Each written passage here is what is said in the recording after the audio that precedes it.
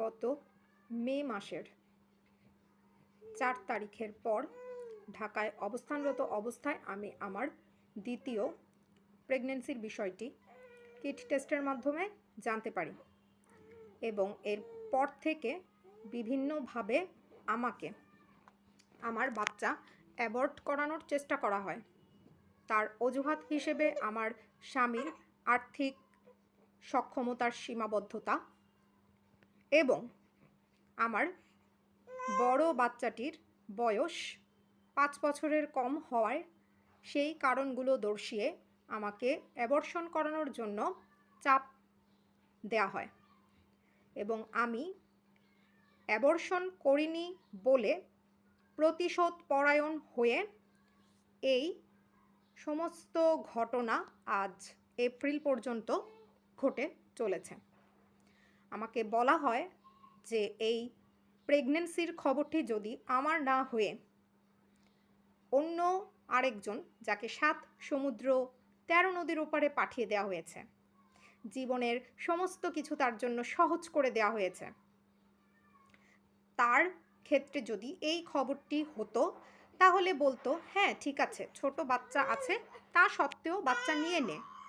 কিন্তু আমি বলেই সে চাচ্ছে না আমি যেন বাচ্চাটা নেই। বিভিন্ন সময়ে মানুষের কাছে বিভিন্ন ধরনের মিথ্যা কথা বলে আমার নামে বদনাম, গুজব আর অপপ্রচার রটানো হয়েছে সেই 2014 সাল থেকে, যখন থেকে আমি মেডিকেল ছেড়ে দিই।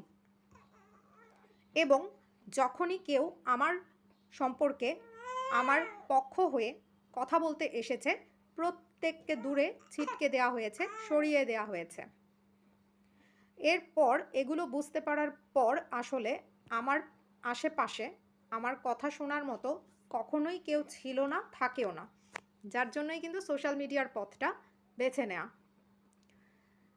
অ্যাবর্শন করতে বলার পর এই ব্যাপারে আমিও যে চিন্তা করিনি তা নয়, সেই হিসেবে আমি আমার 1-2জন ডাক্তার ক্লোজ ফ্রেন্ড, এমনকি একজন এর মধ্যে আমার স্কুল ফ্রেন্ড, তার পরামর্শ নিই।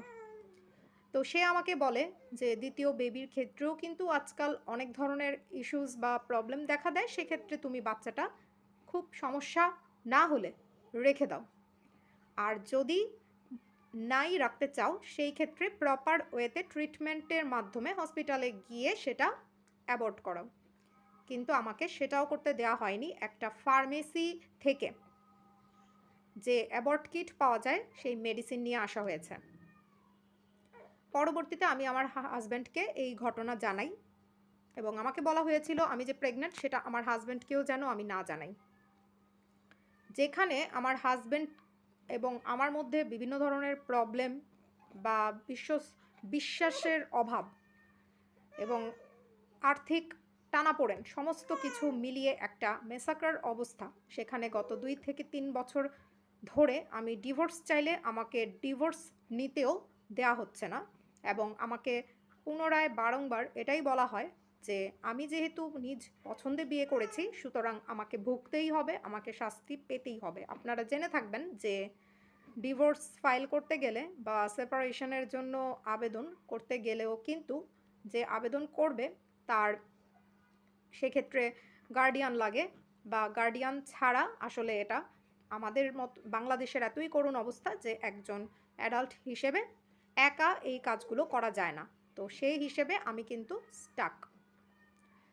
পরবর্তীতে আমার হাজব্যান্ডকে আমি চাঁদপুর সদরে কোনো ডাক্তারের পরামর্শে এক অ্যাবর্ট ওষুধ নিয়ে আসতে বলি, কিন্তু সে নিয়ে আসবে বলার পরেও ঢাকায় এসে জানায় যে বাচ্চাটি রাখতে চায় এবং এই সমস্ত সিদ্ধান্ত কিন্তু লুকিয়ে চুরিয়ে শুধু আমাদের 2 জনের মতের ভিত্তিতে হয়েছে তা না, এর মধ্যে কিন্তু এই যে ঢাকার বাসার যিনি মালকিন তিনি পুরো কনভারসেশনেই পাশে ছিলেন এবং তিনি এমন অনেককেই আমার সংস্পর্শে লেলিয়ে রেখেছেন যারা বারবারই আমাকে মনে করিয়ে দেয় যে বাচ্চা নেয়ার পুরো দায় এবং পুরো দোষটাই আমার।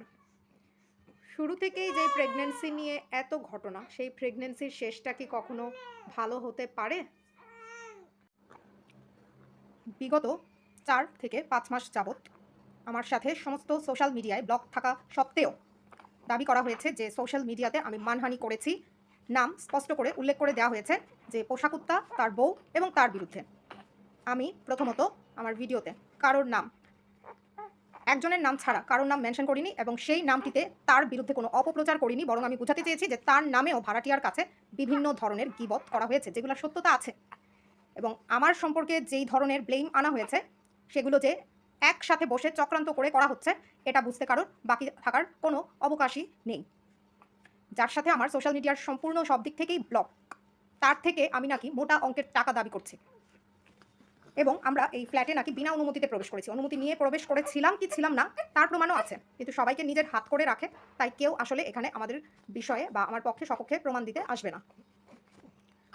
এবং সমস্ত ধরনের যোগাযোগ বিচ্ছিন্ন থাকা অবস্থায় কীভাবে আমরা মোটা অঙ্কের টাকা দাবি করছি সেটা আমার বোধগম্য নয়। ভাড়াটিয়ার প্ররোচনায় আমার বিরুদ্ধে যে ধরনের অভিযোগ দায়ের করে কলাবাগান থানায় একটি কমপ্লেইন বা সাধারণ ডায়েরি করে ওসিকে এই বাসায় পাঠিয়ে আমাকে ফ্ল্যাট থেকে উচ্ছেদের মাধ্যমে ভাড়াটিয়াকে ঢোকানোর চেষ্টা করা হচ্ছে, সেই একই কাজ আমিও করব ভাড়াটিয়ার বিরুদ্ধে। অবশ্যই এই কাজে সাহায্য করার জন্য আমি কাউকে না কাউকে পেয়েই যাব, অবশ্যই পাবো, পরিবার প্রতিবেশী থেকে না হলেও পাবো।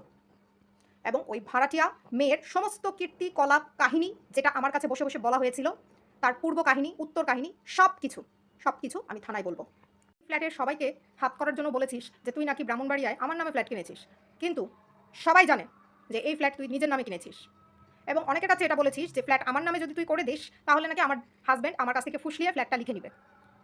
যদি ওর ফুসলানোর ইচ্ছাই থাকে তাহলে তো ও তোর কথায় এক বাক্যে চাঁদপুর ছেড়ে ব্রাহ্মণবাড়িয়া যেতে রাজি হয়ে যেত, তাই না? তাকে তো মোটামুটি ফোর্সফুলি রাজি করাতে হয়েছিল। আর এতই যদি ভয়, ফ্ল্যাট তো আমি চাই নাই, ফ্ল্যাট কেনা তোর ডিসিশন, দ্যাটস ওয়াই তুই তোর নামেই ফ্ল্যাট নিয়েছিস। এবং এই যে মানুষের কাছে, ফ্ল্যাটের বেশিরভাগ মানুষের কাছে আমি শুনতে পাচ্ছি যে ফ্ল্যাটটা নাকি আমার নামে, but I know and all the relatives know যে এই ফ্ল্যাট আমার নামে কখনো ছিলই না, কখনোই ছিল না, কখনো হবেও না, আমি সেটা এক্সপেক্টও করি না। ঠিক আছে? তাহলে বাইরের মানুষের কাছে নিজের ফলস ইমেজ ক্রিয়েট করার জন্য তুই কত নিচে নামতে পারিস সেটাও আমি আমার সোশ্যাল কানেকশন দিয়ে আমার সমস্ত কথা সবাইকে বলবো। তুই যদি আমাকে চুপ করাতে চাস, তুই অ্যারেস্ট ওয়ারেন্ট পাঠাবি, আমি জেলের ভাত খাবো। অ্যারেস্ট ওয়ারেন্ট পাঠা। তোর এত সাহস, তুই কমপ্লেইনে লিখেছিস আমি মোটা অঙ্কের টাকা দাবি করেছি, আমি আমার বাচ্চার চিকিৎসা পর্যন্ত ওদের টাকায় করাতে চাই নাই। আমার কোনো রিলেটিভের কাছ থেকে কোনো টাকা আমি নিতে চাই নাই। এই ফ্যামিলিতে আমি প্রথম না যার বাচ্চার জন্য এভাবে ভিক্ষার টাকা উঠেছে।